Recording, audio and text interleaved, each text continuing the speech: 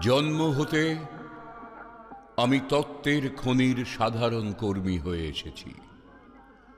খনি হতে আহরণ করে সেই তত্ত্বই তোমাদের জানিয়ে যাচ্ছি।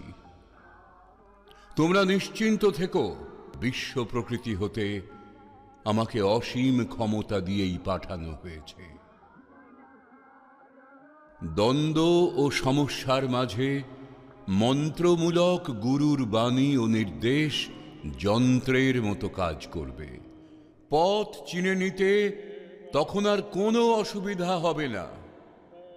শুধু বিবেকের সাথে হাত মিলিয়ে চলবে, আর দেখবে কখনো যেন গুরু শিষ্যের মধুর সম্পর্কে ফাটল না ধরে।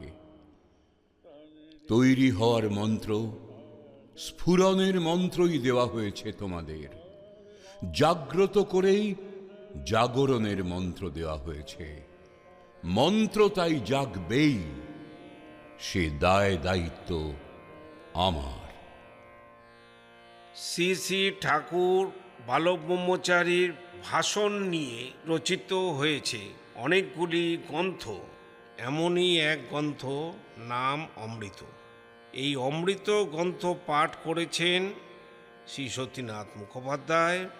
এই শ্রুতি আলেখ্যে প্রযোজনায় সহযোগিতা করেছেন শ্রীমতী সন্ধ্যা সরকার, শ্রীমতী শান্তা সরকার, শ্রীমতী সঞ্জনা সরকার ও শ্রী সঞ্জীব সরকার।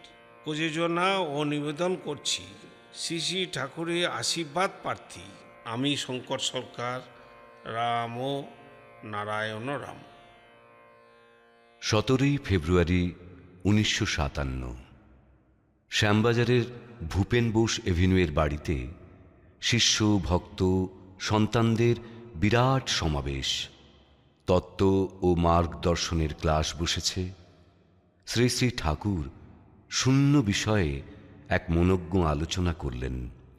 মূল প্রসঙ্গ বিরাটের বিরাটত্ব শূন্যেই বিরাজ করছে।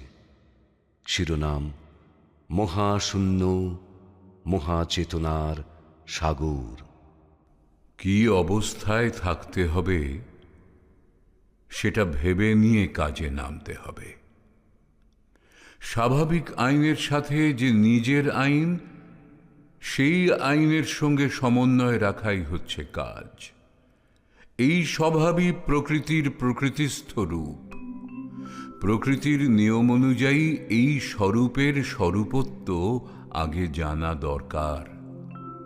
যারা জন্মগত সিদ্ধ, তাদের দর্শনের প্রতিষ্ঠা করতে গেলে গোলমেলে অবস্থার মধ্যে পড়তে হয়।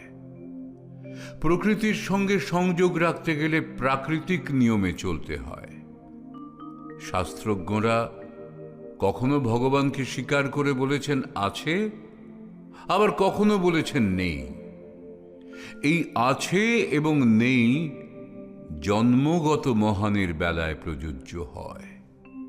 যে জিনিসটা আছে, খোঁজের মাঝে নিখোঁজ হয়ে সেটাই নাই।